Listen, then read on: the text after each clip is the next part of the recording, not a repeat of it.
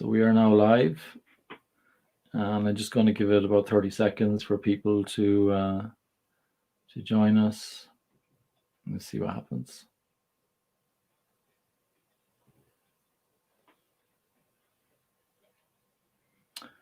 So, John, welcome to this live stream. It's an absolute pleasure to have you here today. It's good to be here, John. Thanks, John. I guess I need to fill the audience in on my interest in your work. I'm involved in the large-scale Scrum community. They really have systems thinking at the heart of what they do, and they talk about redesigning the system and measuring the wrong things, trying to avoid local optimization, all that kind of cool stuff. And your content was referred to in that community. So one day I saw a link to a podcast. I can't remember which podcast it was, but I clicked on it, and I was so pleasantly surprised because I knew you were of high standing and all that, but I didn't realize you'd be so funny. I was really enjoyed. I really enjoyed it. I remember you were writing the book Beyond Command and Control at the time. I have it here. It's in the top right corner as well. Uh-huh.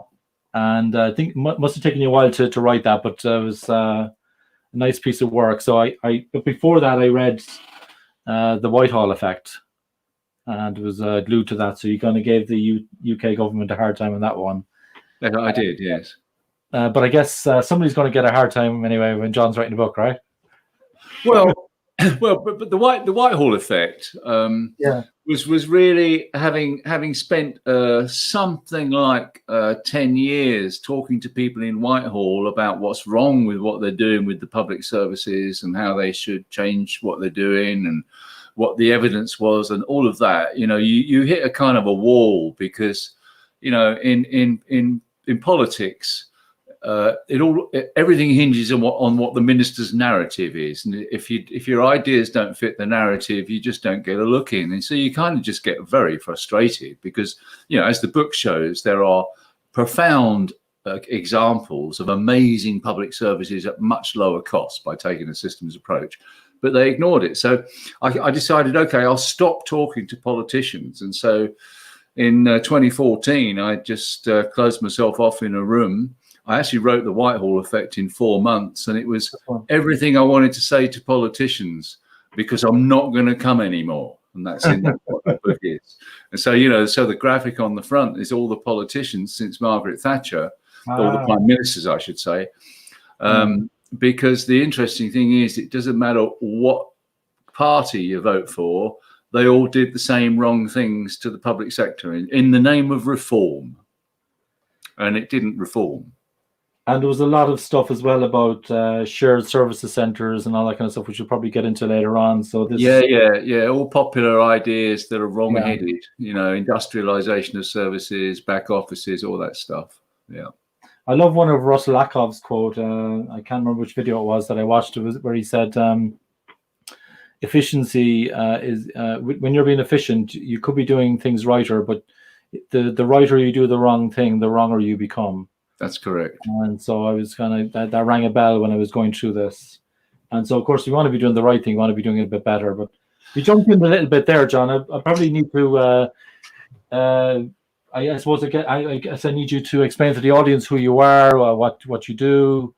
Okay. Do you mind kind of filling people in on the Vanguard Method, how you got into all of this, and history and all that?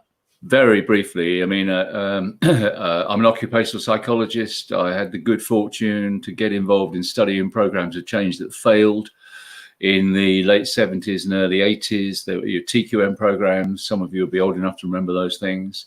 Not any different to, you know, lean programs and Six Sigma programs of later years. I was very influenced by the work of W. Evers Deming, who pointed out that mankind invented management so we can change it. That current management doesn't work very well, that we should run our organizations as systems. He gave examples of how to do that in manufacturing, nothing on service. So my focus became, well, how do we do that for service organizations? And so through the 90s, there was a lot of working stuff out. I had the good fortune of working with the same leader through a series of companies who got the idea So that's really where the method got developed. And then from the year 2000, we're pretty strong on how to do it. And the business has just grown. So, today we're in 11 countries. All we do is we help conventional command and control managers change their service organization from a command and control design to a systems design. That's all we do. And the reason that we carry on in every country that we start is because you can't argue with the results.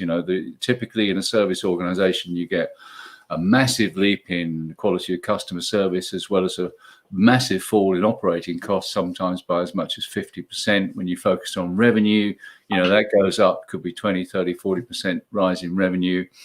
Morale of staff improves because you've changed the nature of control. So all of that occurs. And also the people who work with us cross the thinking Rubicon. So once you've got these ideas, you can't go back to what you used to do, because now you know what's wrong with that, and you've got a better thing to do. So that's what Vanguard does, and that's all we do. Thank you. And where's the sweet spot, John? If you were to say Vanguard is good at X, what is X for you guys, would you say? Oh, designing service organizations to make them effective. That's our sweet spot. Okay. And would that matter whether that's an existing service or whether the company's setting up something brand new from scratch? Well, clearly, if you've got something new from scratch, you can't study it. But, I've done some work in startups, and what we do is you get them through to the study work as soon as you can. I was working with one in London last year. I often say to managers who are threatened by, digital entrants, startups, that, the good news is they think like you do. So they design things and then assume that the customers are going to put up with what they've designed. And we show them how to study it to find out what's really happening to their customers. And we help them get a ramp up in connections or sales or whatever it is that they're doing. It's one of the mistakes they all make is they kind of have the assumption, well, this has to be digital because that's how you get low cost, and this is how the modern world works.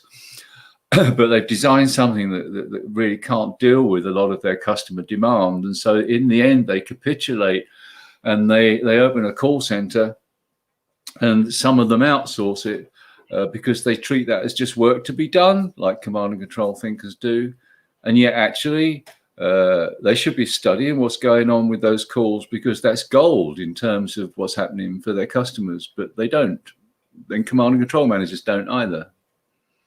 Yeah, I remember an ex-colleague of mine, he told a story, I think at one of your conferences, and he got there was some new executive came in, and he was very keen that this new executive, his diary wasn't full yet, so to get him to go into the call center, I think it was in financial services, and so the executive put on his headset and started listening to some calls, and this is okay, it's fine, and then the face started changing after a couple of minutes. It was like, okay, and then after a few minutes, it was like, and then, okay, I've heard enough.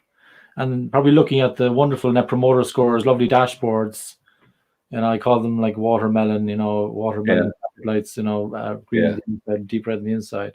Yeah. So what I think, so one of the things I really took away from your approach is leaders actually and people actually doing the work, seeing the problem for themselves and seeing what's really going on, not what the dashboards are saying, not what the process says, but actually what's really happening. Well, yes and no. I mean, the people who are doing the work are also, they're living in a command and control system. They're managed, they're controlled in a command and control system. Yeah. They kind of believe all the things that they would have to believe to live and survive in a system like that. One of the important distinctions I make, for example, when you're studying demand, which is where we're talking at the moment, is the difference between value demand. That's why we're here. Customers want to pull value from us, and failure demand, which is demand caused by a failure to do something or do something right for a customer. Well, people in the front line wouldn't even have that distinction in their head because they're conditioned to believe their job is simply to, take one and deal with it. or not deal with it, and make sure they meet their activity targets and whatever. So, there's a reorientation of the mind that has to occur right throughout the system, including the frontline workers. Yeah. Of course, the frontline workers take to it very quickly because, after all, they want to do a good job. And when they conceptualize a lot of this failure demand as actually reflecting a failure of the system, not a failure of them, they kind of get it that understanding it is useful because this is something that is a failure of the system. That's management's responsibility, and management have to take that mindset too. If you ask a typical command and control manager, what do you suppose causes failure demand? They'll say, well, it must be the bloody people. If these bloody people would do as they should, it'll be fine. Or if the processes were right, but they're wrong. It's the system. So if you take a typical industrialized system, you think about all the controls, they operate like constraints, so, if you're controlling the activity of a worker, they focus on meeting their activity targets, which is not the same as serving the customer. If you specialize the work, you increase the number of handovers. That'll increase the time it takes. That'll create failure demand. If you standardize the work, which is a popular favorite, then what you're going to do is stop the system absorbing the variety of customer demand. If you've got a front and a back office, you've got two views of the customer, one on rules and one on face-to-face. What managers learn when they study is that these are the things that actually create the failure, which opens their mind to, well, maybe there's something wrong with the design. Correct.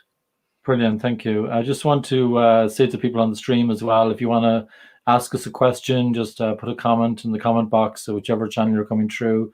I can see Ashley's on the queue to come on camera. So Ashley, I'll probably bring you in shortly if you want, unless you don't want to be on camera, of course. Ashley, you don't. Okay, I can see he's nodding. He just came on stream here by accident. That's okay. So people who want to join and if they want to actually come on camera, we can actually arrange that for you. So basically, I'm going to send you the details now. So on the bottom of the screen, you can see a link. And if you use that link, you can join the queue and ask John questions on camera. So don't be shy. We don't bite. And we'll read your comments as they come in as well. And so thank you for all the people who are watching online as well. So John, I wanted to ask you about the most recent book. So the most recent book is Beyond Command and Control. For those people who are outside the UK, I'm not sure how available the printed version is. Do people have to get it on Audible, John, outside the UK? What's the deal there? Well, we can ship it around the world, but there is an ebook and there's an audio book. Okay. So that's easy if you're wherever you are, if that's what you like. And if it's anything like the podcast, the recent podcast that you've had, you have a lovely storytelling voice. So I'd imagine when you read your own book, I guess that would be, if I was to read this again or listen to it, and if I knew there was an audiobook, I'd probably go for the audiobook. Oh, that's good. Well, when they said to me, well, why don't we do an audiobook? I thought, well, yeah, okay, I have to narrate it. Because there's a bit of attitude in the book, and I don't think a hired voice would quite have my attitude. No, the sarcasm wouldn't come through, and the cutting criticism. So I want to ask you about the book, John, because a lot of people watching as well are probably want to know as well. So what's it all about? Well, a lot of people understand there's a problem with command and control. But pretty much all of the commentators who talk about the problem with command and control talk about the command word. The bosses are too bossy and they need to be coaches. The lean people say you've got to show respect for people, and we've got to have servant leadership, all that kind of stuff. Yeah. And I fundamentally disagree, because I've worked with leaders, and there are times when leaders really need to be bossy, frankly. Yeah. The problem with command and control is not the command word, it's the control word. And as I say right at the start of that book, the backbone of organizational control is the budget. And so many activity measures and the rest of it are derived from the budget. And I talk about, when budget management was invented, how it's never been shown to actually work, how it's now the central means of control, and how we got to change our theories of control. But I also, very importantly, talk about how you do that, because if you say, for example, to a manager, and this is intervention theory. This is a bit of occupational psychology. Okay, if I say to a manager, there's a problem with targets, that's a rational intervention. So what I say, the manager maps onto his or her mind, and they probably go, yeah, it's about getting the right target, having the right people set the target, having enough of a stretch, and then I might say, well, actually, no, the problem with targets is they make performance worse. And then bang, that doesn't map onto their mental model and they reject it. So what Vanguard does is we take a normative route. Now that means we actually take the leaders out to study their system. So if they've got something like I described earlier, a front office and a back office, we get them to study how customer demand actually works through that system and how the targets and all other arbitrary measures are central to the problem of control. They're not controlling. And now you've got them in a place where they can't deny that targets aren't helping. In fact, they're hindering. So now you're in a place where you can help them understand how to use better means of control. So they're on the journey, if that makes sense. So that's a normative change. And once you've got it, you can't go back. Once you've got it, you'll never set standard times. You won't have SLAs. You won't have targets. You won't have all the command and control paraphernalia. But I did notice that you had, okay, so you're kind of against arbitrary measures. Yes. But I did notice something though about capability measures. Can you give us some examples of that? Well, absolutely. Because you can't control a system without measurement, and a capability measure is an actual measure, a real measure, not an arbitrary measure. So a target is an arbitrary measure passed down a hierarchy. Do 100 of these. Yeah. Regardless. Close so many phone calls. Yeah. The capability measure tells you how many you are doing. So it's an actual measure of performance. It's more like a trend than a target. And of course, then you take that data over time and you'll see how stable or unstable your system is. That's really important to know. And just on that, I saw somewhere as well where it said, I think it was in your online learning content. We'll talk about that later on this call. So you talked about purpose, measures, and method. Yeah. Can you dig into that a little bit? What did you mean by that? And what do people usually do, and what do you do instead, kind of thing? It's one of our fundamental models. Okay, I like our viewers to imagine you've got a little hierarchy of purpose, measures, method. Okay. And it's a systemic relationship. In other words, it exists in all systems, in all organizations, whether you like it or not, and it's either helping or hindering you. Now, in a conventional command and control organization, it hinders because we impose measures into the system that are arbitrary, and they create a de facto purpose, which is to meet the arbitrary measure. You must meet the SLA, you must meet the target, you must meet these activity measures, and so on. Or you must make this incentive. And it also constrains method, because now we're going to organize around making sure we meet the targets. Okay. On the other hand, in a systems design, you say, well, what's the purpose of this service from a customer's point of view? So what measures do we need to know how well we're achieving purpose from their point of view? And now you put those measures to work where the work is done, and it liberates method. So that's an actual measure. It liberates method, frees people up, gives you good control. So I'm trying to see if I understand this properly. So are you suggesting that there'd be some kind of overall purpose for the organization or the service? Yes. In your case. Yes. And then you must have a purpose, and you must express it in customer terms. Yeah, that's important, because the customer gets lost in lots of organizations, doesn't it? Yeah. The customer, it's like almost like internal measures rather than how the customer is impacted. And then based on that, you come up with measures that show you whether you're going in the right direction with the customer or not. That's correct. And then based on that, you figure out, okay, how do we get there? So what are the methods that we use to go there? And the opposite of that would be picking some arbitrary measure, like the agile folks would be using story points or something like that. And so just measuring activity or outputs and not really geared towards the customer. Is that kind of what you're getting at? Yeah, I don't know how that works with an agile storyboard. That's not kind of my bag of tricks. Yeah, but I mean, if you take take an example out of the book, I talk about housing repairs in the book. Old world, command and control world, they'd be able to tell you how they're doing on their repair targets.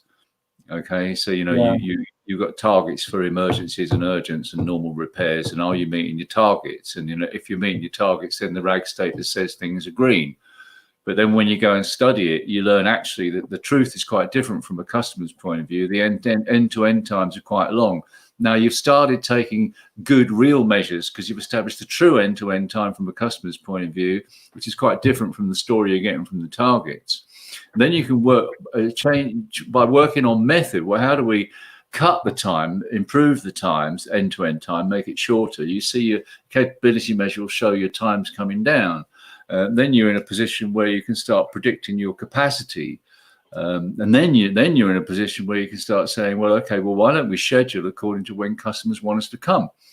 So when you're right through the end of that loop, you've got repairs organizations that are delivering, and the thing they measure is how often we can deliver a repair to somebody who wants it on the day and at the time they want it.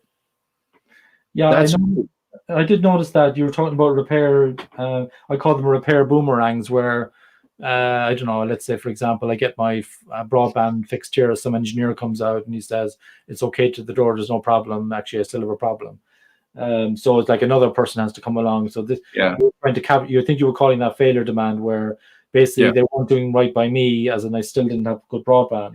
Yeah.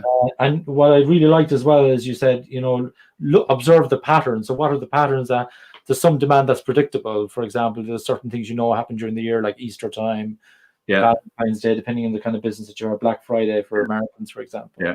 Yeah. But then you said something that I didn't fully understand, and I wonder if you could help me with this, because basically what you said was never codify a method. At least that's what I think I read. Never codify a method.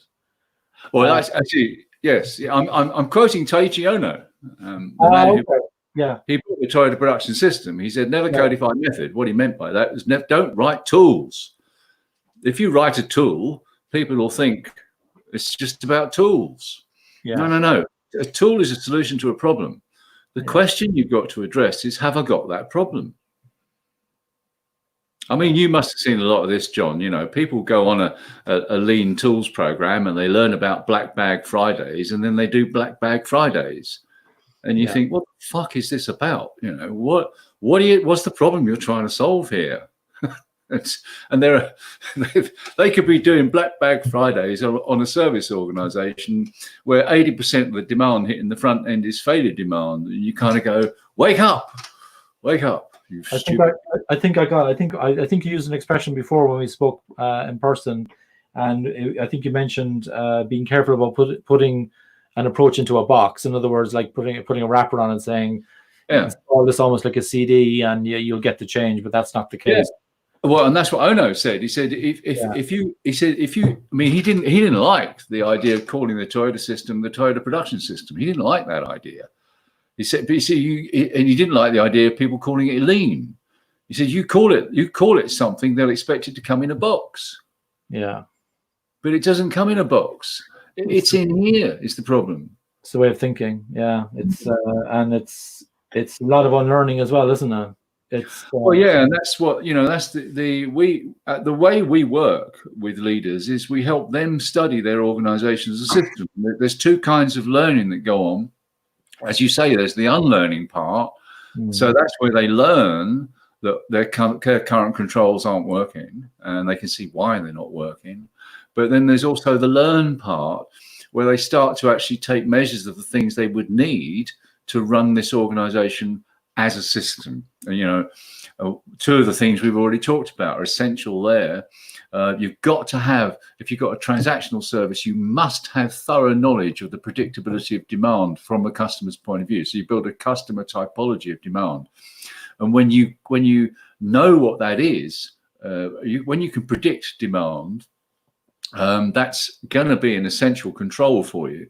We also talked about capability measures. So, that might be on time as required, or it might be end-to-end time. That's another real measure that will help. Those are two things that are going to help you actually work on and improve that system. Yeah. Thank you, John. And in the book, Beyond Command and Control, I'm an agility coach for anybody who's watching, and I'm not particularly tied to any particular method. I kind of quite broad, I guess. And it was very curious because you talked about agile, and oh, you didn't hold back, right? Tell us more about that. Tell us more about your thoughts about agile and what you've seen. Oh, well, I mean, I think the first thing to say about agile is that I'm a massive fan of the manifesto. Yeah. Well, why is that? Well, because, one of the problems that we've all been wrestling with for a very long time is the massive failure of large-scale IT transformations. 90% fail. That's a shocker, isn't it? Yeah. And, and software development people, everyone likes to do a good job. So I thought the manifesto was a brilliant move forward to say, well, let's not do things the way we used to do them. Let's do them in a different way, because we've got to solve this problem of getting large-scale IT transformations to work. So I was a big fan of the manifesto. Unfortunately, what's happened since, as you know, is it's turned into an industry of training in roles and rituals. And this is sad because we're turning out people who kind of think that the roles and rituals are sufficient for transforming an organization, and they're not. Yeah, I've seen a lot of it, and seeing at the moment, one of the clients I have, they're looking at, who can provide training and all that kind of stuff. And and one of the things I had to watch out for was, even if you go to the big names, the typical organizations, the big danger is that if I'm working as a coach or whatever, as a change agent, and they've got people coming in, but they're off message and they're teaching sub-optimization, that you have, for example, in Scrum, there's a role called product owner at a team level, which actually systems thinkers wouldn't agree with at all. You'd have a senior executive in charge of the whole product or service. Would be a broad definition of the product or service as well. And so I've had to do a little bit of filtering, Can we get coaches and trainers who are more compatible, for example, with the large scale Scrum mindset? But that, I don't mean to say that they're perfect either, but trying to get a different lens on it. Because for me, I could have people coming in and they'll be practicing the opposite of what I think is the right thing to do. Yeah. The opposite, local optimization, the usual arbitrary measures that you talked about, just delivering stuff, digitizing for the sake of digitizing, and making pieces of work much bigger than they need to be. That's right. I mean, I talk in the current book about the two big mistakes that I see being made by people who've been trained in roles and rituals.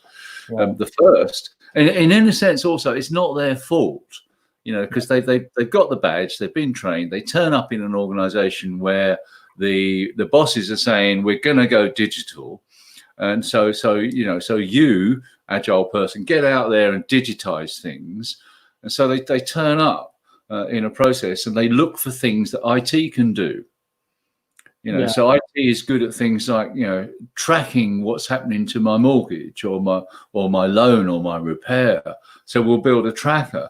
IT is good at routing. Oh, well, we'll build a routing thing, and so on. But actually, what they're unaware that what they're actually doing is making that process worse. Yeah. But they don't start by understanding how the thing works. They're looking for things to digitize. And I give a series of examples in that book of people coming in, choosing things that IT can do in a process, digitizing them, getting their rewards for creating digital activation, but actually undermining the performance of the service, making it worse. That's the first big mistake. And the second big mistake is, because you and I were talking about this the other day, I have a sense that there are more tech people involved in businesses that exist than in startups. You know, we talked earlier about startups. We can talk more about startups later if you like. But yeah, you know, I think there's more agile stuff going on in organizations where services exist. And the second big mistake is ignoring the fact that you've already got a service. yeah. And again, they're encouraged in this by the McKinseys of the world, who say, never mind what you currently do, you're creating a new future, build the digital stuff. Well, John, you know, as I describe in that book, what these people do is they use personas, they dream stuff up, they build a digital version of a service, and then they're incentivized to drive customers through that new digital channel. Now, if, as is usually the case because they're command and control organizations, the original service that was there was pretty naff. Yeah. Now we've taken the same thinking and digitized it, so we got another thing that's pretty naff. You just destroyed your most important strategic asset, and that's your relationship with your customer. Yeah, one of the reasons why I asked you to come on, John, because I love talking to people who break my brain. And I think you broke my brain the most, because a lot of I think the Kool-Aid that I was kind of going after for a long while was, you know, and there's some great thought leaders out there, and they're fantastic. You know, Clayton Christian, God rest his soul, and Guy Kawasaki talking about finding your next curve and being careful when you're where you are in the product life cycle, because these days in the 21st century, you don't have years to go down the other side. You'll get disrupted very quickly, and that's very nervous about, and I was very nervous about that. But you're actually quite right in a very large sense, in that the treasure is inside the building already, right? So so sometimes we measure current value and unrealized value. So if the customer's already very satisfied, we say, okay, we don't need to invest more there. We should put money into where there's lots of potential and find the shiny new ball. And there's lots of bets you have to do. Of course, most of the bets lose and some of them win. But sometimes I wonder, do we correctly measure how satisfied the customer is? Maybe we're looking at those dumb net promoter scores, not actually listening to phone calls, because actually the big opportunity is inside the building, isn't it? Fixing the service you already have. Well, absolutely, yeah. And you know, a net promoter score, as you know, is a lagging measure. It's of no use in improving performance. It doesn't teach you anything. I was actually writing about that for another podcast that will be coming out soon. You know, I mean, if you take if you take a normative approach to this, you know, again, let's start with rational. If you say to most top leaders, NPS is shite, it's pants, it doesn't help you, chuck it away, they'll argue with you because they think it's the stuff of life. Yeah. Okay. So you don't tell them that. You take them out to study. One of the things you get them to study is the question of what causes, when an agent's dealing with a customer, what are the things that influence whether the agent can serve that customer the way the customer wants to be served or not? Okay, and they have to observe, and they got to study. They got to write them all down. What they learn from doing that, and they do it over a whole series, is they learn that all of the things that are getting in the way of providing a customer an amazing service are what I call system conditions. They're responsibility of management. It's got nothing to do with the worker. Yeah. You know, so it could be anything like, does the IT system work today? Did anybody train the worker on this particular thing? Our customers, you know, clearly customers are different, so they have to be dealt with in different ways. Has the marketing department told the customer something they didn't tell us in the service center? Whatever, access to screens, all that kind of stuff. And so, you know, so holding the person accountable is not clever. And if they study the end of the calls, you'll hear that, and this must happen to you, John, it always happens to me. You know, you get to the end of a service and the agent says, oh, you know, you might get a survey asking, you know, would you recommend us to your friends? But please be nice, because that's how I'm paid. And so the customer doesn't want to piss off the agent, so they collude with the agent, and the opportunity to learn anything goes. Now, if leaders have been, you do that too, don't you? So if leaders have studied all that, now you've got them in a place where you go, okay, well, why don't we turn this around completely and turn it into something that's useful? Okay, and this is the Vanguard solution, as it were. And it's two questions. The first question is, well, how did you rate that service out of 10? Yeah. Anybody who rates it less than 8 or 9, well, you choose. You ask the second question, what would we have had to do for you to rate it 10? Bang! Whoa! You've just understood a customer's nominal value. Fuck me. Terrific. Now, when we start understanding a lot of those, we can look inside the way we've designed this service to see whether we can change those conditions to actually deliver what customers want. That's a management responsibility. Do you know what cracks me up? Like, particularly if I had a complaint, now let's say a mobile contract, and I had a roaming charge, and I go to let's say in the normal pre-COVID-19 times, I traveled, and I was charged massively for roaming, and I made a phone call, and I was on the call for an hour, passed through the different escalation levels to get satisfaction, and then they asked me at the end, "Is there anything else I can do to help you today?" It's like, it drives me nuts. Yeah. I mean, if you're in the UK and you shop in Tesco's, all of the people, as you're kind of checking out and going through the thing, they before they start, they say to you, do you need any help with your bags? It's because their managers have told them to say that. Yeah. So I always say, do I look like I need it?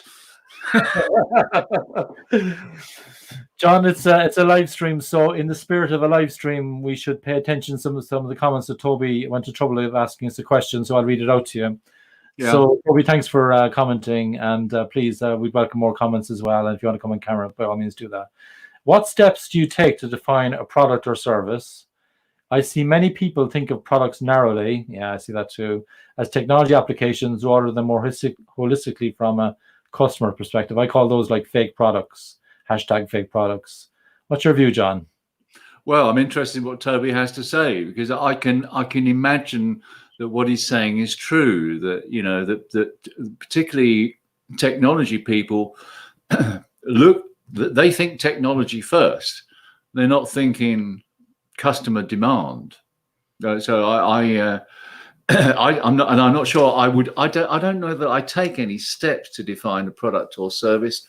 But what I do is the work we talked about earlier, is to get leaders in organizations to focus on what is the purpose of their organization from their customer's point of view. You'd be amazed how much they struggle with that. Yeah.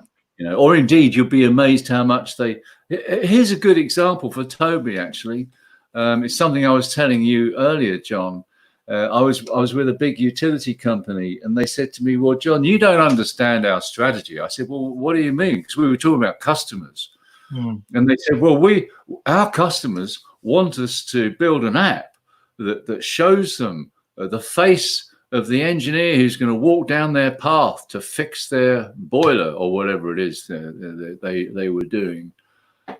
And I sat there, I was incredulous, because I was thinking, no, I'm bloody sure that those people with a boiler, what matters to them is that they've got continuous hot water and heating, and it don't break down. I think that's what matters to them, not that they see the face of the guy. So I said to them, I bet what you did is you took some customers off into a room and you showed them a wireframe of, hey, you can have this app that says, here's Bill Bloggs coming down your, and they went, oh yeah, that's nice. Yeah. There is an art, of course, to writing an interview script, and we're all biased, but I've seen lots of them done badly. Isn't this nice? Wouldn't you like this? Well, that's right. I mean, a lot of people think that talking to customers, listening to customers will help you understand what they need. No. If you've got a transactional service organization, get your backside right out the front end and study demand. You will be amazed how much you learn from studying demand. There's not just, the distinction we talked about already between value demand and failure demand. The failure demand is telling you that the system needs to change. That's all it's telling you. Don't make the mistake of beating people up about that. Some organizations do. They count failure demand and allocate it to departments. That's a stupid idea. The value demand will tell you the types of things that customers want to pull from your system. You often learn that there are things that customers want from you that you currently don't do. Well, blimey, get your act together. Thank you, John, and thank you, Toby, for the question there. And if you have any follow-up, Toby, just give us another comment to let us know whether we answered your question or not, or if you have any follow-up question, that's completely okay as well. Thank you for that. John, I want to come back to the book, right? So you were the Beyond Command and Control book for anybody who's just joined in the last few minutes. It's on Audible as well. So we talked about agile, right? And we talked about personas maybe not getting tested. Very dangerous if they're not tested. You just you need to iterate on those, and also people kind of making up user stories. There's a big danger, particularly with Scrum, with teams. Build it and they will come, kind of an attitude. Can you give me some examples of some agile that you saw really done badly? I mean, you don't have to name the company, but some kind of industries. Can you kind of tell us? Well, no, I'll tell you what. I mean, there are a lot of examples in the book of things like, like building a tracker. That's a stupid idea because the tracking is by definition failure demand. Why would you do that? Yeah. On the podcast that I think you've heard, the one I did for the Patreon site, I talk about a McKinsey report where all of the so-called best practice digitization in claims in insurance was actually digitizing work that is not value work from a customer's point of view. And if you understand how to design an effective service, you wouldn't even do those things. But this is regarded by McKinsey as, top-end best practice digitization. Things like routing calls, Once you actually understand how you design against demand, you wouldn't bother to route calls anymore. So why do you want to digitize it? So there's lots of examples like that in the book. I think I prefer to talk about the way to develop digital services that are guaranteed to work every time.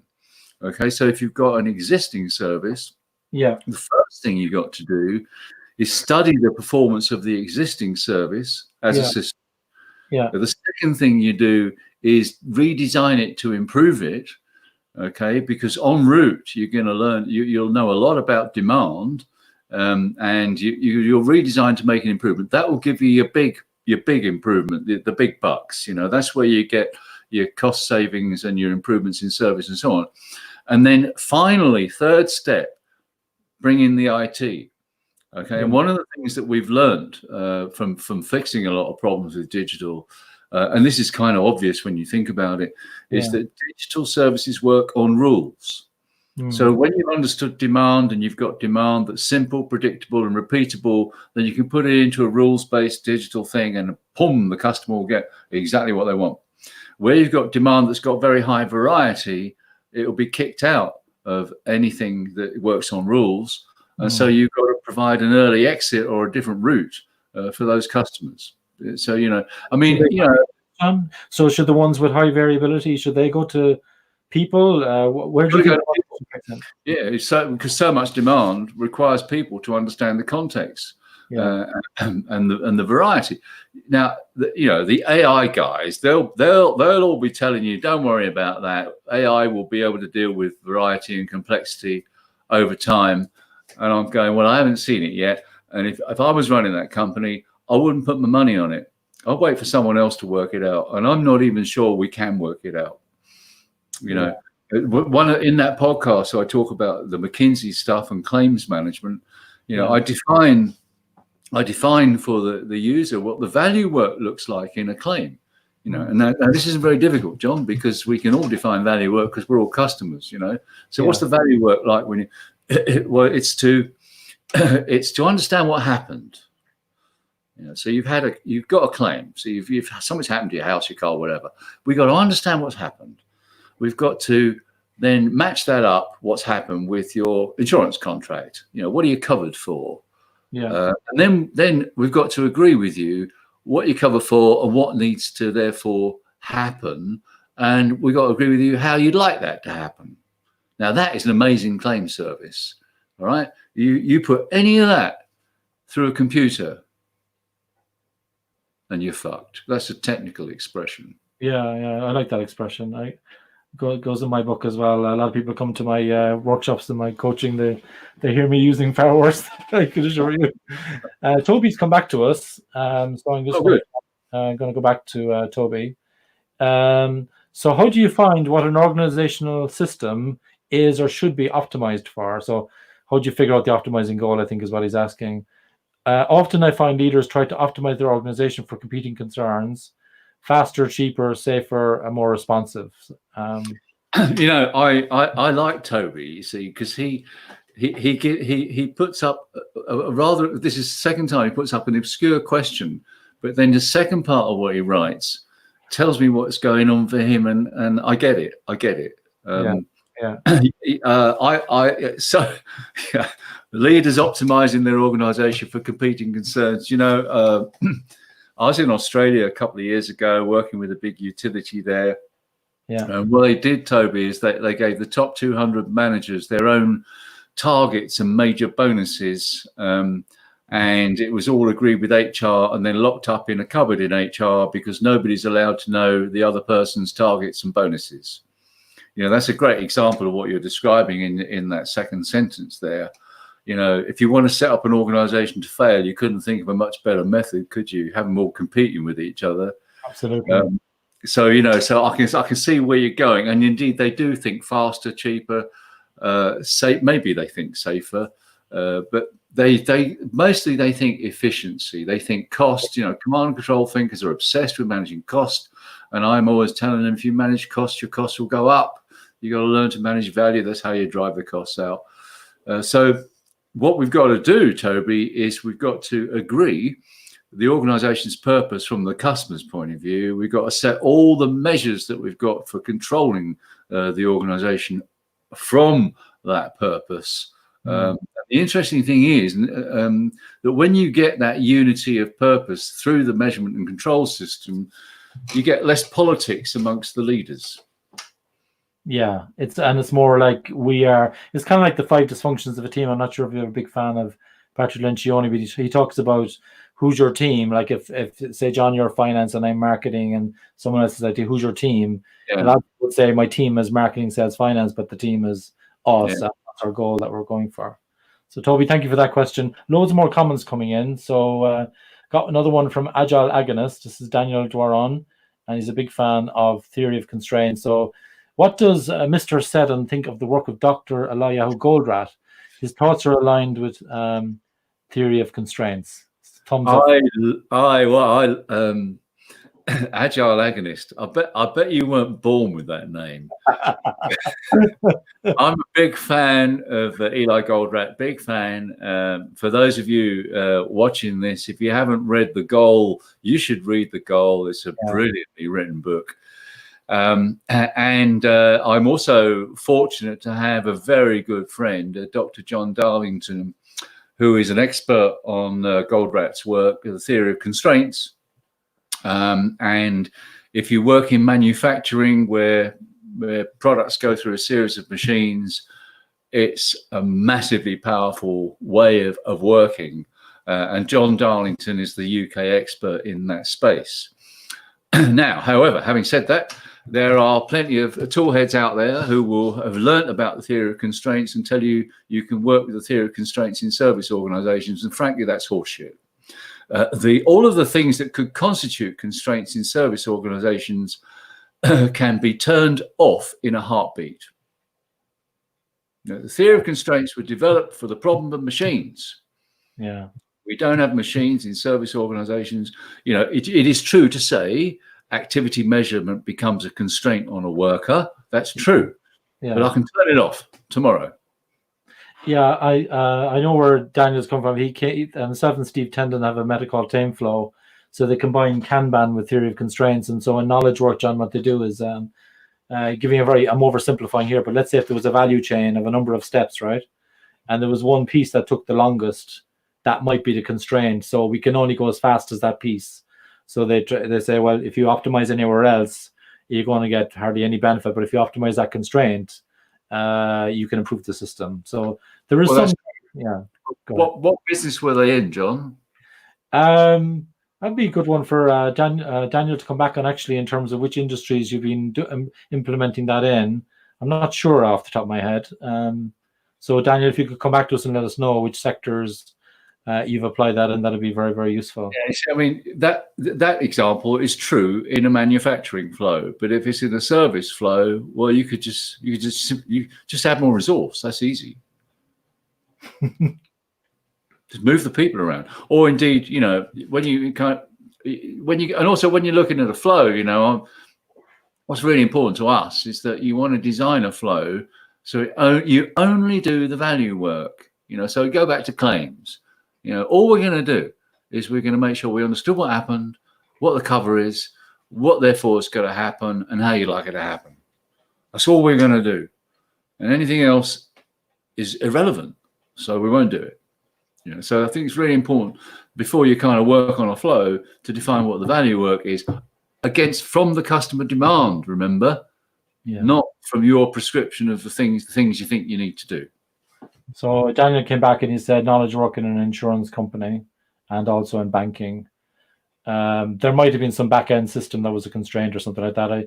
I know I was in an energy company and there was a piece of hardware that was the constraint. We couldn't go any faster. Right. Well, you don't. I'd be amazed. I mean, you can send me an email to explain to me why you need the theory of constraints in banking. Because the last time I was in banking, which is quite recently, I didn't see any machines. I think you're on the wrong tree. Okay, I've got loads of other questions coming in. So Tim Brooks has got a long one here. So in my experience, although Agile sometimes promotes some good ideas, such as use of hypothesis and experimenting, it fails because it puts no emphasis on first studying and understanding. So it starts from the level of a bright idea to experiment with, but is based on no existing knowledge. It feels like preaching to the choir, John, is it? Yeah, the answer to that is yes, Tim. I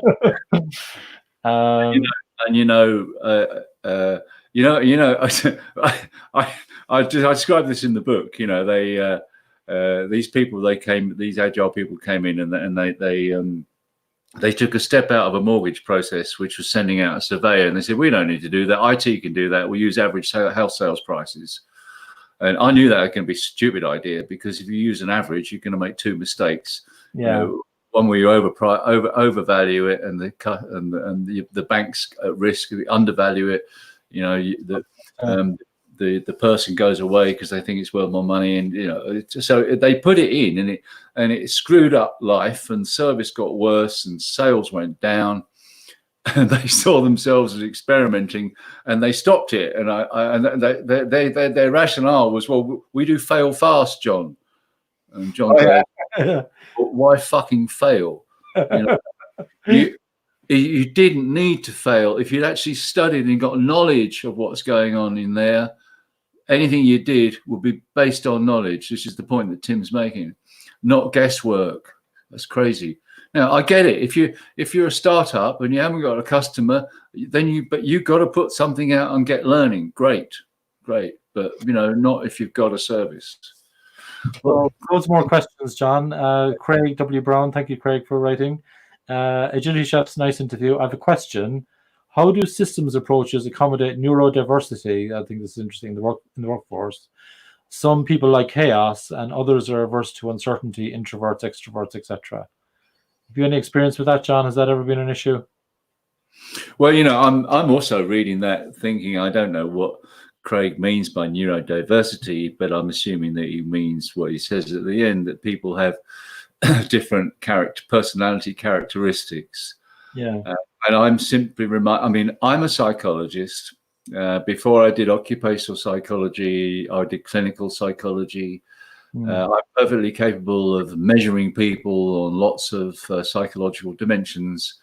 But I was struck in the 1980s when I became hugely influenced by Deming's work, and he simply said that if psychologists could understand the impact of the system on performance, they throw away their measurement tools.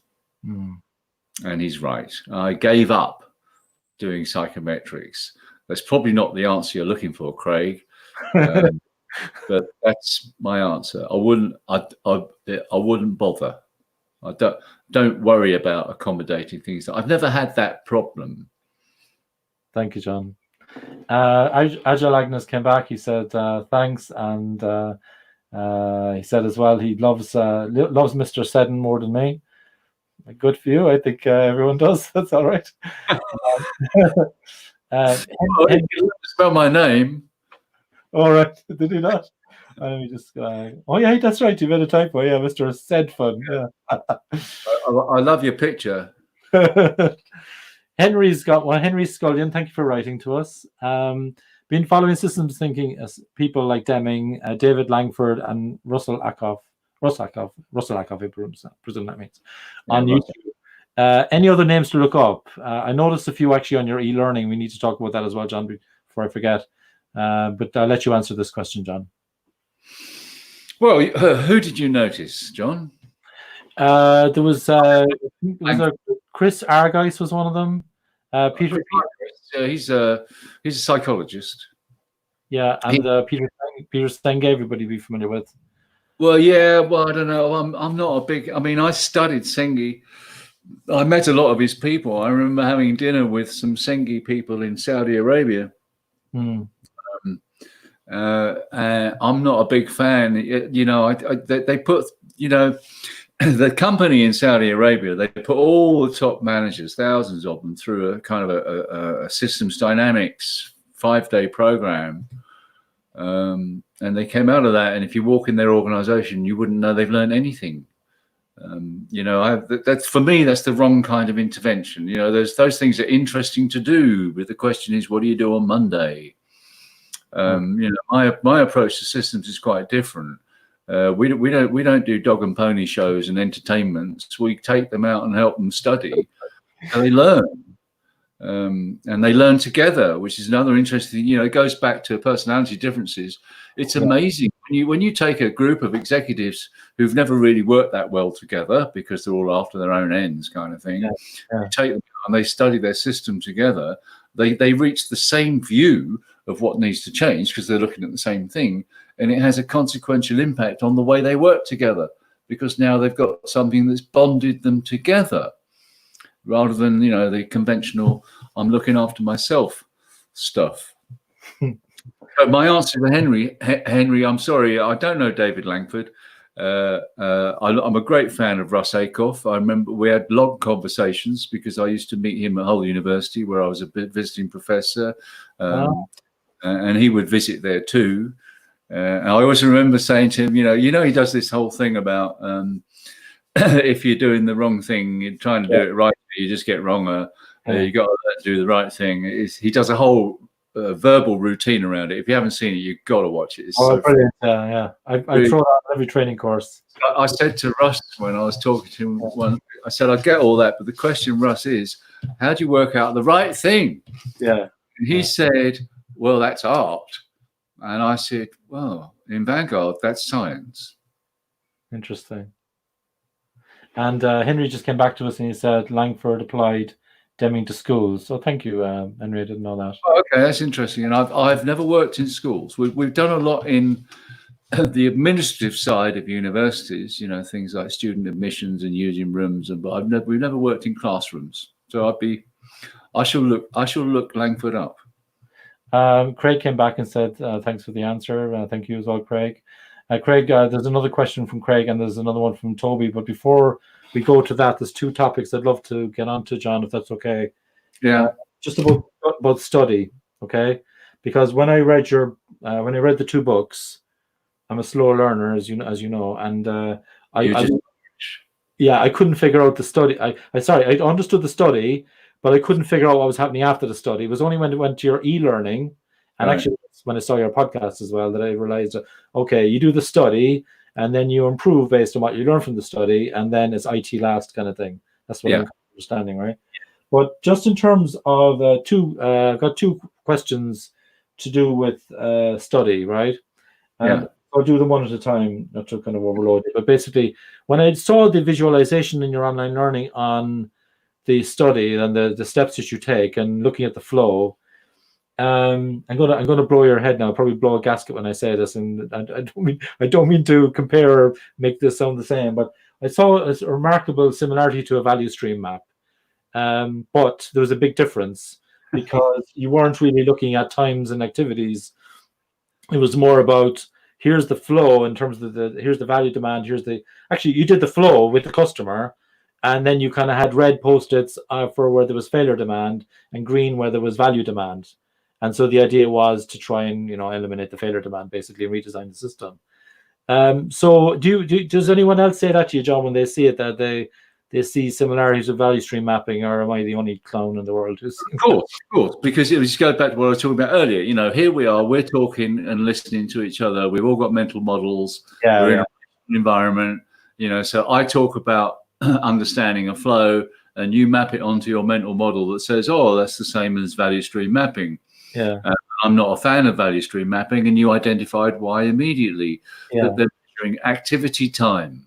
Yeah. Oh no, wrong way to think. That's that's another space. Because a lot of the agile folks think that's a really great idea, doing value stream mapping, and if you study the Vanguard method, you see, And how often, John, do you see them do value stream mapping without even understanding demand from a customer's point of view? Absolutely, that's all about processes, right? Boom. You just looked at the biggest fucking lever, and you ignored it. So just to follow up to that, right? So I love study, absolutely love study, and then what I'm trying to understand is it one-off? Is it a one-off thing, or is it something that you kind of do in a rhythm? Well, in the initial change from a command and control to a systems design, it's a one-off and major exercise. Yeah. Okay. Then as you go forward, what you've got to bear in mind, you've now built an organization that's based on serving customer demand. Yeah. You know, so it's the demand that's dictating the expertise, that's dictating the value work. You've got the right controls around that. Now, demand may change. Yeah. So as soon as you get a sense that demand may change or is changing, then you're studying demand. Thank you. Yeah. So basically, it's on an as-needs basis. When you feel there's some kind of pivot going on, for want of a better word, something changing in the dynamics, it's probably a good time to go back and revisit it. So not necessarily on a rhythm; it's kind of on as-needs basis, right? Yeah. Because you're so sensitive to demand, you get a sense that it's changing, so you kind of know you need to go do it thoroughly again. But it's good to get the nudge, right? Because I'd imagine that people might do it once and think they're done, right? Well, in the sense of the initial transformation from a command and control to a systems design, that's a longer process. It's a one-off process. It's a detailed process. Yeah. But you shouldn't have to repeat that unless some numpties come back and change it all back to, and that happens. You know, that happens in my life. I mean, you get a new executive coming in. Years ago. There are a few companies years ago. One I can think of was Staples Direct, and the people running Staples Direct completely transformed it, made it work better using all my principles. Yeah, and then it was bought out by an American owner, and the new bosses came in and they said, "Well, we need the same cookie cutter measures everywhere." And the people who transformed it, who were the directors, said, "No, we've got rid of all that, and these are the reasons why." And the Americans wouldn't listen. And so, of course, the people who transformed it all left, and that's what happens. You see, because you can't go back, and it's hard to persuade people, especially when they're senior to you, that command and control's stupid. That's rational again. You know, you got to help them through a normative experience that wasn't, it wasn't in their gift.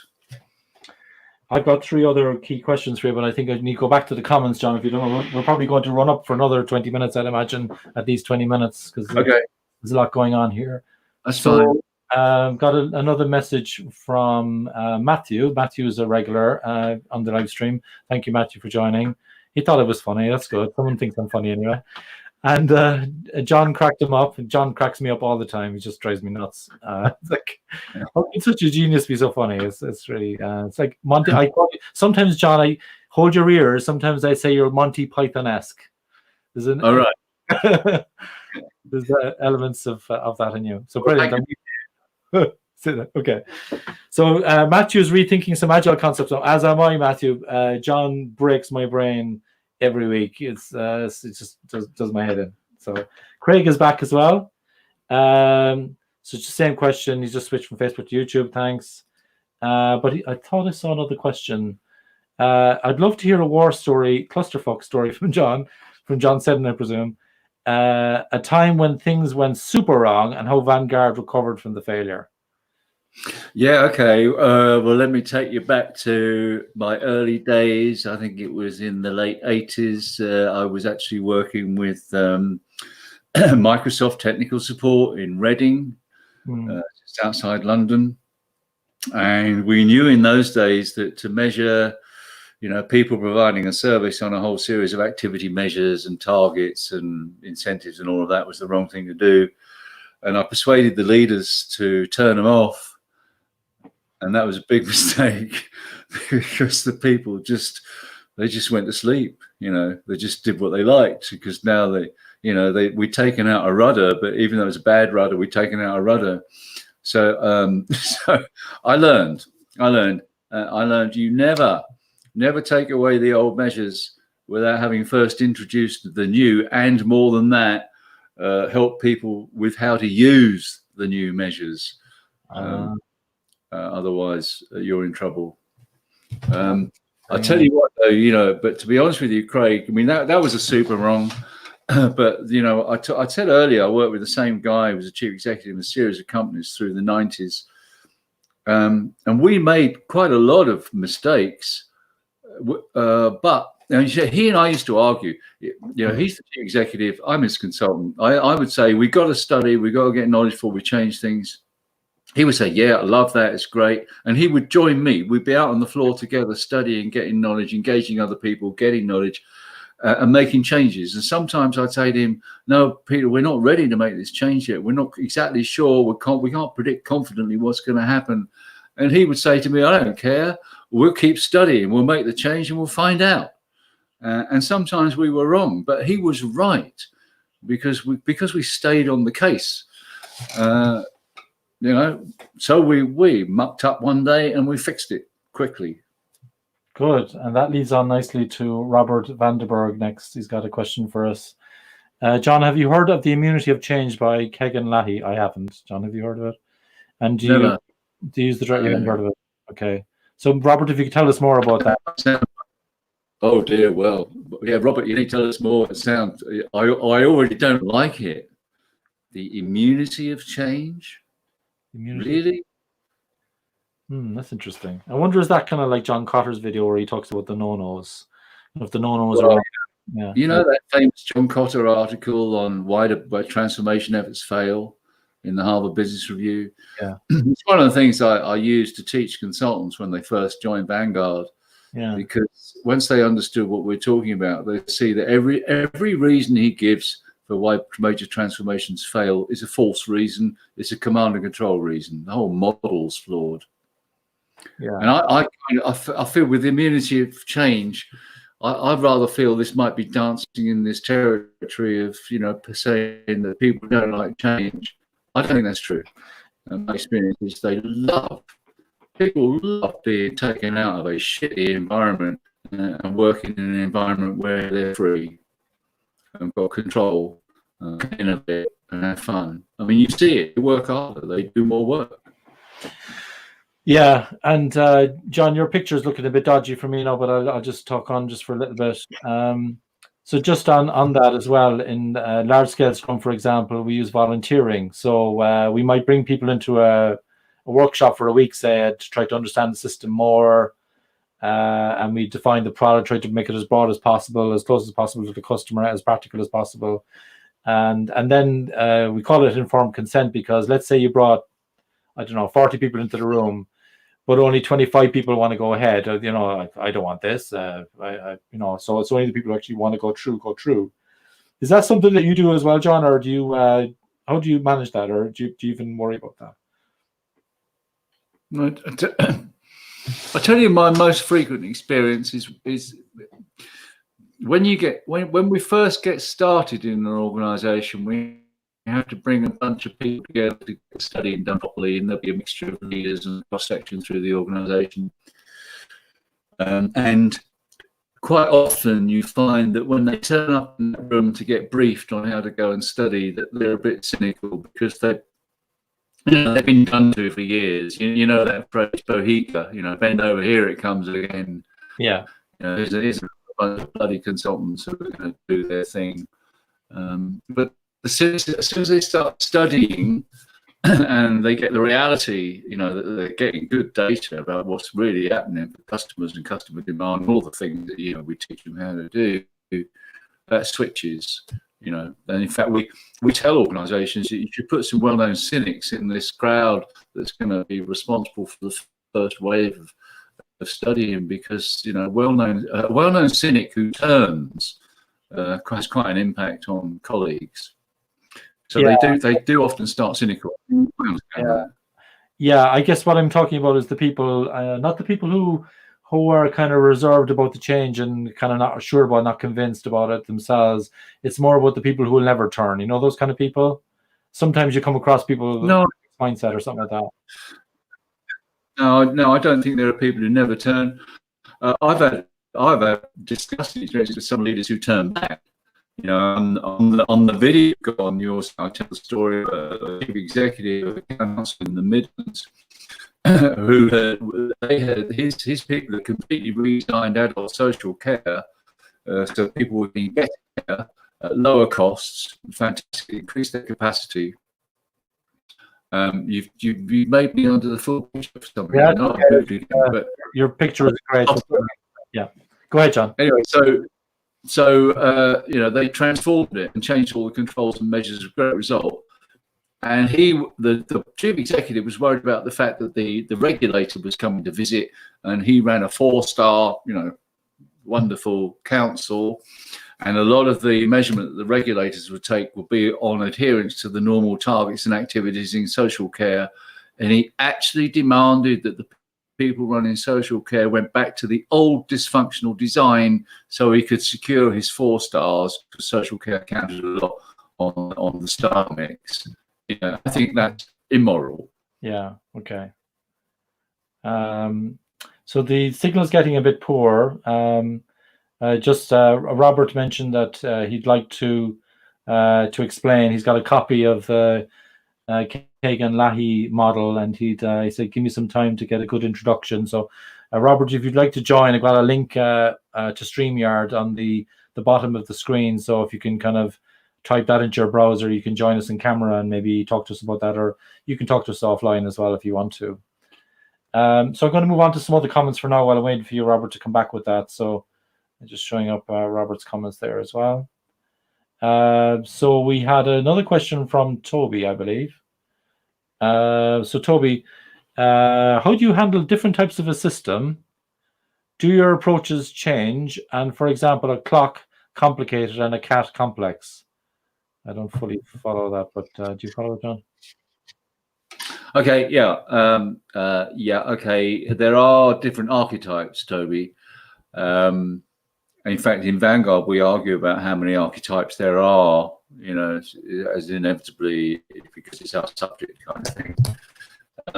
I would say an important distinction is between simple and complicated. I never use the word complex. You know, organizations are not complex systems.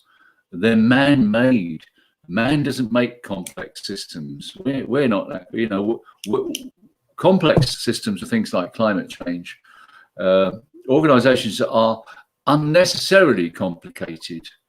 You know, so you know, there are simple archetypes like the service center. I talk about those a lot in my books. They're easy to explain, easy for people to understand. We all use them.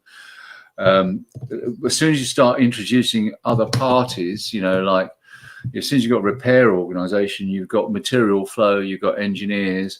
So if you get a claims organization, you might be involving loss adjusters or other parties. Healthcare organizations involve hospitals and so on. So they get complicated. But you find that, you know, and this is the discussion in Vanguard about archetypes, that they have patterns that are similar and you can group them. And that's really as far as I like to go, because I think there's a danger in settling on, you know, a definitive, well, there are 5 archetypes for transactional services and so on, because that's just not the way, we've got to think. Thank you, John. So in a sense, every type of system is handled in the same way. You've got to study it. When I'm teaching consultants, you often find that they go into a second job having been taught how to study in a first job, and they just follow the routine they did in the first job, and they don't spot important differences.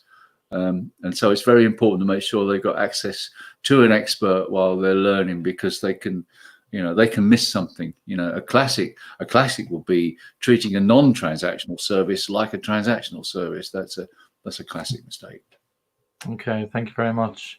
Robert came back with a few comments. I'll come back to you in a minute, Robert, but Henry came back with a very interesting question as well. How do you market this approach to organizations? do things have to get so bad that they consider changing their approach, for example? Are there common characteristics in your clients? John's having a giggle. Hello, Henry. I feel a story coming. Well, I don't have a marketing department. I don't have a sales organization. Well, Henry, would it surprise you to know that we study our own system? And so when you study, if you're looking for client acquisition or revenue generation, then the question to ask is, how many customer acquisition processes do we have? Know what the customer acquisition processes are, Vanguard, and that dictates, therefore, how Vanguard behaves. I didn't answer it fully, but you get it. And we work with all sorts. There are some where things are so bad they've got to change. Others are just curious. I think the most common thing, and this is one of the Vanguard acquisition processes, is people that we've done it for before. All of our clients are better clients the second time around. First time around, they got their own ideas about change. They got their own ideas about what's to do, what's not to do. Yeah. When they've been through the whole thing and they're a client for the second time, they get it. They understand much more why we do it the way we do it. Thank you, John. And one of the important topics I wanted to bring up at this point in time, because we're getting fairly far into the call and just a little more comments, I want to make the audience aware that there's a new offer from your company. That there's it's kind of like can best be described as like a pandemic offer kind of thing. And it is. It's my lockdown special, John. Your lockdown special. So I have it on screen. I'm going to just remove it. I've got a marketing department now. Well, it's me. Yeah, so I'll read it, I guess. So I've already signed up to this, by the way. So the lockdown presents an opportunity for reflection. So we are offering free. So we're offering free access to the Vanguard e-learning system, all the basics of the Vanguard Method with plenty of practical guidance. I can vouch for that. I was like a boy with toys at the weekend, going through the Vanguard online learning. It's like a wiki with loads of really high quality and a lot of quantity of video as well, video and text. All the basics of the Vanguard Method with plenty of practical guidance, case examples and tactics. I can stand over that, but it's only for 10 weeks. The usual price is £6,000 for in-house users and £12,000 for consultants. To qualify for free access to the e-learning system, you have to first subscribe to our new subscription site. So the subscription is £3 a month. Checkout will determine whether that applies. It depends on your country. And I've got the link there as well. And I'm going to put the link actually at the bottom of the screen so that you got access. I need to find my pointer, and I'm just struggling with my pointer. But let me figure this out. So we have a link. I made a short link, bit.ly, John W. Seddon, capital J, capital W, capital S. John W. Seddon. For me, I read 2 of the books. I was a slow learner. I was still none the wiser. Having gone through a lot of the content already, I am not anywhere there yet, but I am now finally getting to grips with the Vanguard Method, and it is really breaking my brain. So please check this out. It's an offer for 10 weeks. I think you'd be crazy if you're really into systems thinking and you don't check this out. You're really missing out on something. It'll cost you a lot more in 3 months' time. John, did I miss out anything there when I was talking about that? No. That's fine, John. Kind of what's going on for us is, I mean, you can imagine. I'm sure a lot of our audience are consultants as well. We're not doing anything, and so we thought, well, productive use of our time is to experiment, really, to see what we can learn from having a subscriber type model. Where people can learn a bit and learn at their pace and so on. So for us, this is a lockdown experiment. We're going to see what happens. Yeah.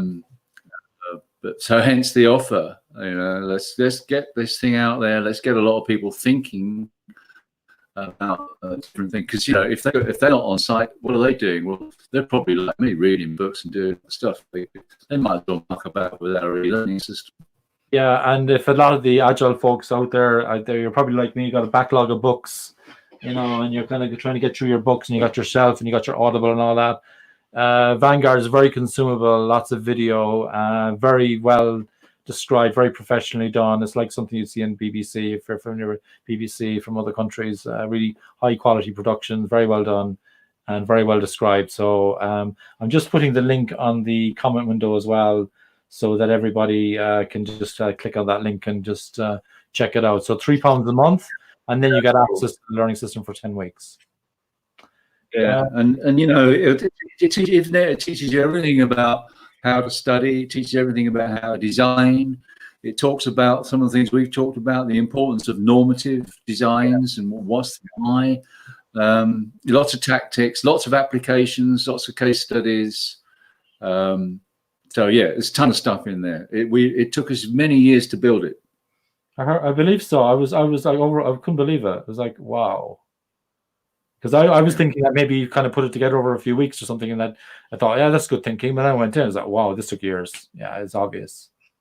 No, the subscriber site we just put together over the last month. Yeah. The e-learning system, I think it took us 5 years to build that. Yeah. Thank you. Got a few more comments, and we're going to wrap up. Then we've got one question then on startups, John, if that's okay. So Robert has come back to us, and he said, John said, give him some time to give an introduction. He says he's copying introduction here. He's saying a recent study show that when doctors tell their heart patients they will die if they don't change their habits, only 1 in 7 will be able to follow through successfully. That's interesting. He follows on to say, desire and motivation aren't enough. Even when it's literally a matter of life or death, the ability to change remains maddeningly elusive. And there's more. It shows how our individual beliefs, along with our collective mindsets in our organizations, combine to create a natural but powerful immunity to change by revealing how this mechanism holds us back. What do you think of that, John? Well, in the particular example, you know, someone doesn't change their behavior, their heart is going to fail or whatever. Yeah. Yeah, I have to say, you know, that there's a kind of that it's putting forward a value or a view about what the right answer is. You know, that all 7 say yes, I'll change my behavior. It's neglecting the fact that, you know, people do have the choice of letting their heart fizzle out. They do have that choice. So having said that, you do find. I mean, there is a kind of immunity. I don't think it's an immunity. It's more of a hostility. In some organizations where we work, the senior levels of people have got such big bonuses tied to the wrong things that even when you help them see that what they're doing is actually going to bugger up their organization, they'd rather carry on because delivering their deliverable is what's going to get them the big bucks, which is rather sad, but it's true. Yeah, I can go along with that as well. Robert, thank you very much for the comments. So we'll check that out. Very, very interesting. I've got more comments to go through, John. So Matthew just came in with another comment. He said, have we just disputed the Conevan framework? I'd like your view on it, if at all you know the framework. John, I think that's for you. Yeah, sure, Matthew. Nice question. My view is very brief. I find that framework interesting more than useful. And that's the next question, John. Let's quickly move on. I think the one thing that that you also mentioned about best practice as well, that best practice often isn't best practice, right? I can kind of go along with that. Yeah, best practice. Yeah. Well, another thing that Tatiana taught me: best practice is a static idea. Yeah. Anything can be better. So think better, not best. So, final comment. Just we're up against the timer now, folks. So I'm going to ask John one more question. So if you have more comments, now is the time to get them in. But meanwhile, from Carlos Fandango, thank you for writing, Carlos. Would John like to provide us with a comment on the likely effectiveness, outcomes, and behaviors we're seeing as a consequence of the Health Secretary's target of 100,000 COVID-19 tests target. There's a deadline today, John, and that's kind of all over the UK news. What do you think about that? Hello, Carlos. Oh, thank you, Carlos. It's a sad thing to end on, really, because I'm not a fan of Mr. Hancock, and I think I should stop there. But,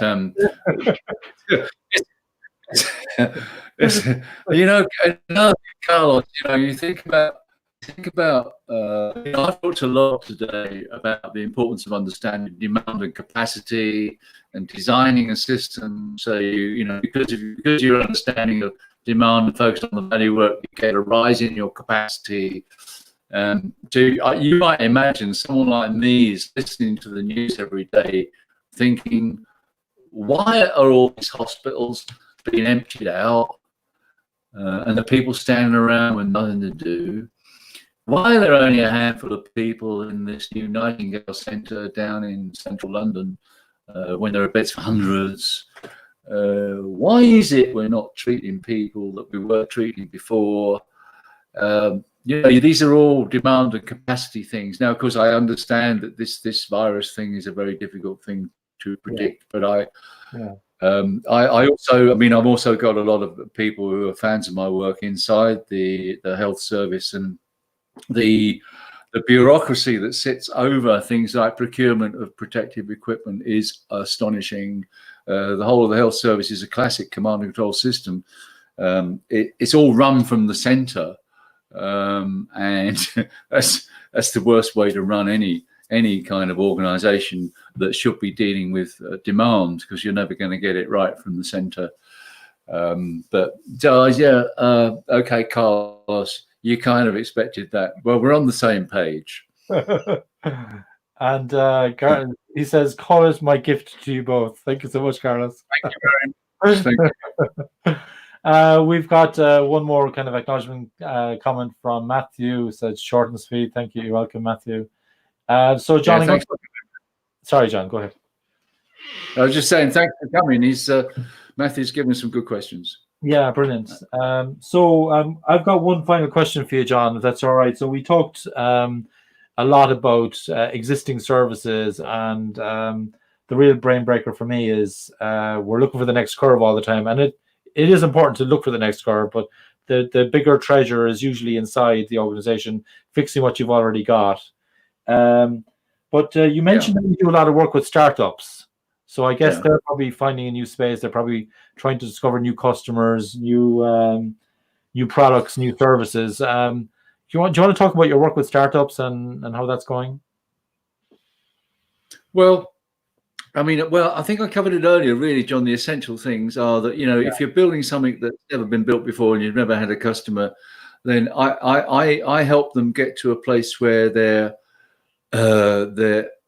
got customers doing things, and so they're learning. And like I was saying, I don't really want them to go and have. I want them to be with the customers as the customers are going through the thing that they've designed. Okay, because you've got to learn what value looks like to a customer. You've got to learn how that customer can pull value from it. All right, I don't want them interviewing customers.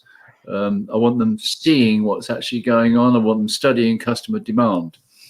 And they, like I said, they're just like all conventional command and control thinkers. They think it's only a question of stepping out the steps and putting people through it, and then it will work, won't it? They learn a lot of things that can improve the flow of customers through the thing that they design. However, the interesting thing is that I get pulled into startups by investors. Yeah. Because the question investors' minds is always, well, this is an interesting idea, but is it a business? Yeah. And I think that an awful lot of them never succeed. Yeah, most bets lose. Yeah, most bets lose. Yeah, lots of people are looking for, the next platform. Yeah. So they can make the kind of money that people make when they dominate a platform. And it's about timing as well. It's so important. You get the right product at the right time. But it's not. It's great. It's great to see the energy of people trying to innovate. It's just a tough gig, isn't it? Yeah. Yeah. John, finally, my last question, I said that was the last one, but I have another one. I have another one. What's next for John Seddon? So you've written the book now, Beyond Command and Control, and you've got the new e-learning content as well, which I'll just put back on screen as well, so people can kind of just remember that. What's next for you and for the Vanguard Method? I don't know. It'd be nice to get back to some semblance of normality. Yeah. I mean, I've got some people at the moment who are working in financial services, and because the client wants the work to carry on, we're trying to create a way of studying an organization remotely by engaging the people in studying their own organization. That's been kind of interesting, complicated, but we're able to do some things quite well. But John Seddon is at the stage of his life, fortunately, where he can do whatever he wants. The book he wants. The truth is, John, that I should be interested to see this, over the next couple of months, how the subscriber site goes. Yeah. I hope that by the autumn we'll be back to some semblance of a normal working life. If the subscriber site developed in the way, however it develops, then I'll be behind it, closing it down. So the truthful answer is I don't know. But whatever I am doing, it will be because I want to. Yeah, that's nice. That's really nice. John, it's been my absolute pleasure to have you on today. I'm so delighted with the level of engagement as well from all the viewers. Thank you everyone so much from all the channels for coming through. John, do you want to make any comments? You want to make any Say again? I need to thank you. I always enjoy our conversations. I admire you for being patient with me. When we get together, have lunch, and I say outrageous things that apparently make your brain fry. I've learned a lot from you too, and you pointed me to some very interesting people and ideas. So I appreciate that, and I hope the people that have watched this have got some value from it. That's the most important thing. I think they have. Write to me. Tell me. Yeah, they should do. Actually, do we have your email address? Let me just check on that. So I think it's your email address should be showing on the screen, shouldn't it? Yeah, john@vanguardconsult.co.uk. So feel free to write to John directly. Very responsive, bit of a technophobe, but really good on email, and not so bad on WhatsApp as well.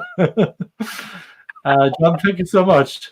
Absolute pleasure, and have a lovely rest of your week. I really enjoy this. See you, John. Thanks. Thanks, everyone. Okay, over and out, everyone. Thank you so much. Bye.